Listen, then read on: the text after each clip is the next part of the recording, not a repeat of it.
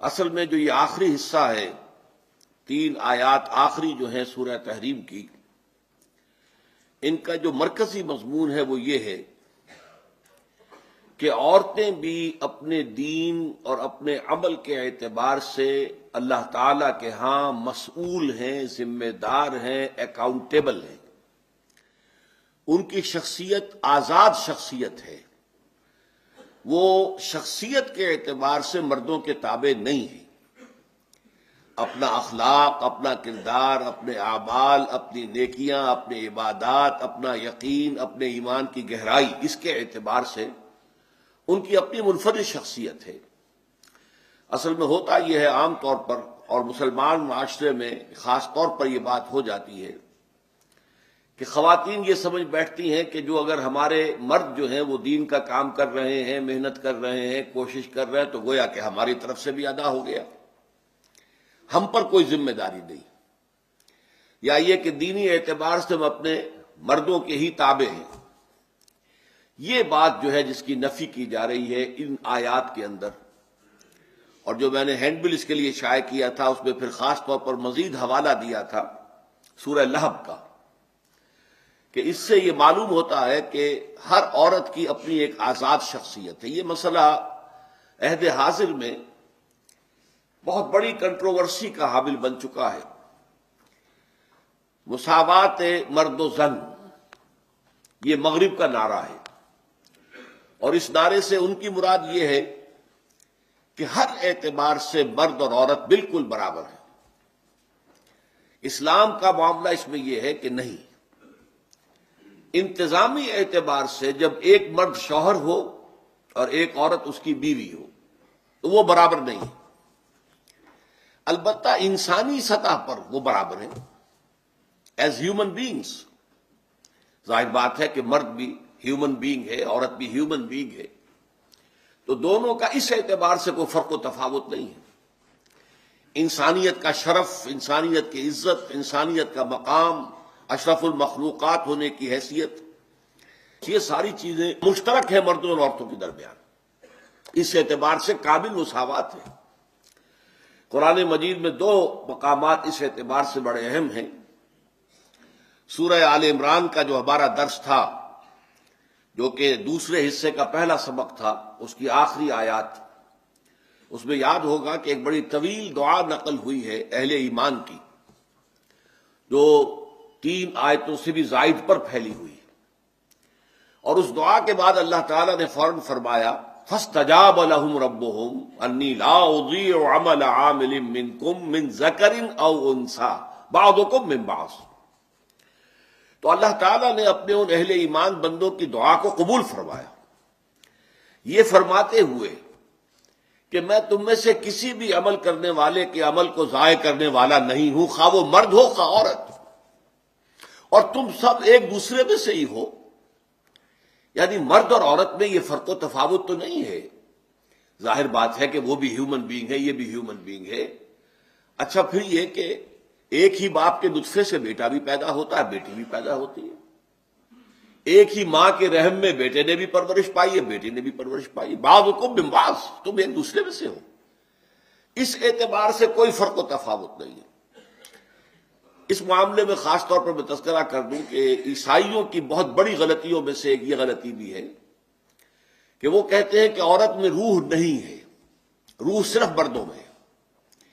یعنی وہ جو اصل شرافت ہے انسان کی، وَنَفَخْتُ فِيهِ بِالرُّوحِ، جو حضرت آدم کے بارے میں فرمایا فَإِذَا سَوَّيْتُهُ وَنَفَخْتُ فِيهِ بِالرُّوحِ، کہ جب میں اس کو بنا لوں، اس کی تخلیق مکمل کر لوں، اس کی ناک پلک سنوار دوں، نوک پلک، اور پھر اس میں اپنی روح میں سے پھونک دوں، تو یہ مقام صرف مرد کا ہے، عورت کا نہیں ہے۔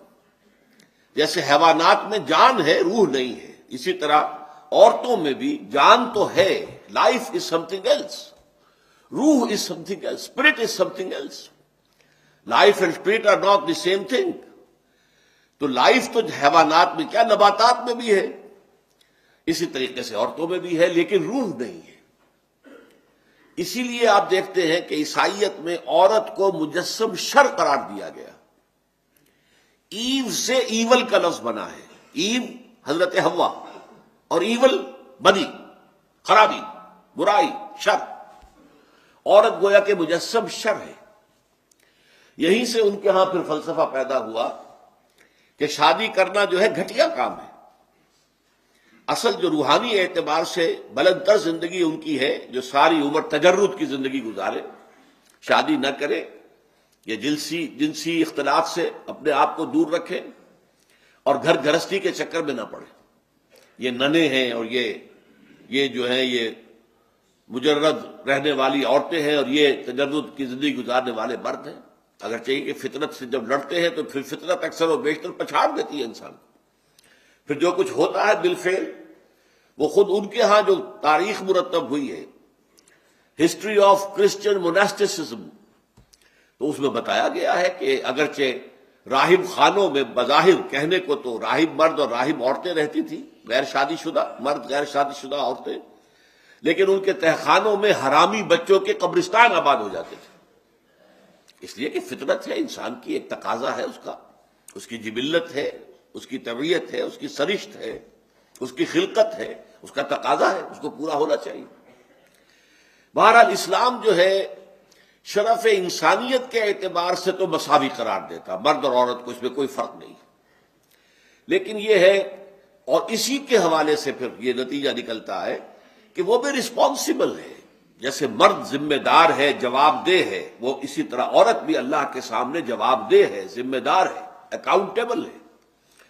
اور اسی طریقے سے قرآن مجید میں بیان کیا گیا ہے، سورہ نساء کی آیت نمبر 32 ہے، وَلَا تَتَمَنَّوْا مَا فَضَّلَ اللَّهُ بَعْضَكُمْ عَلَىٰ بَعْضٍ لِلرِّجَالِ نَصِيبٌ مِّمَّا اكْتَسَبُوا وَلِلنِّسَاءِ نَصِيبٌ مِّمَّا اكْتَسَبْنَ. مردوں کے لیے حصہ ہے اس میں سے جو انہوں نے کمایا، اور عورتوں کے لیے حصہ ہے اس میں سے کہ جو انہوں نے کمایا.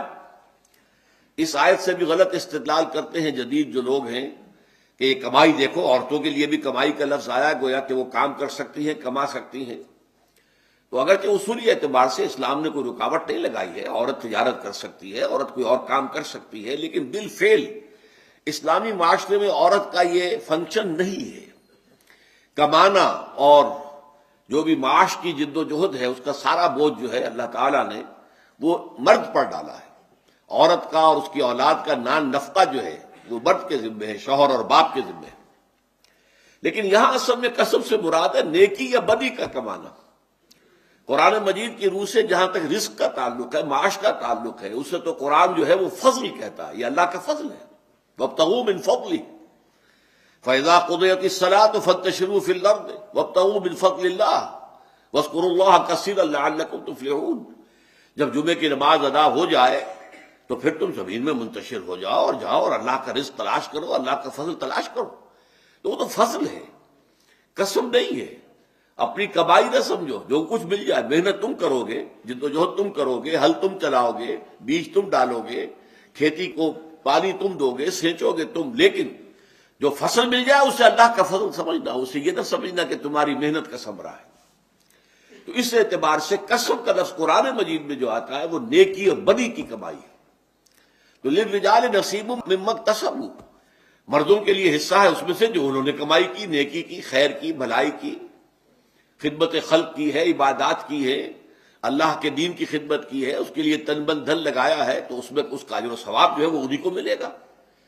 وَلِلنِّسَاءِ نَصِيبٌ مِّمَّا اكْتَسَبْنَ، اسی طریقے سے عورتوں کے لیے حصہ ہوگا اس میں سے کہ جو انہوں نے نیکی کمائی ہے، جو بھلائی کمائی ہے، جو خیر کمایا ہے. لیکن اسی طریقے سے لَهَا مَا كَسَبَتْ وَعَلَيْهَا مَا اكْتَسَبَتْ، ہر انسانی جان کے لیے ہے جو کچھ کہ اس نے کمایا نیکی کی شکل میں، اور اس پر ذمہ داری آئے گی جو بدی اس نے کمائی ہے، اس کی ذمہ داری بھی اسی پر آئے گی.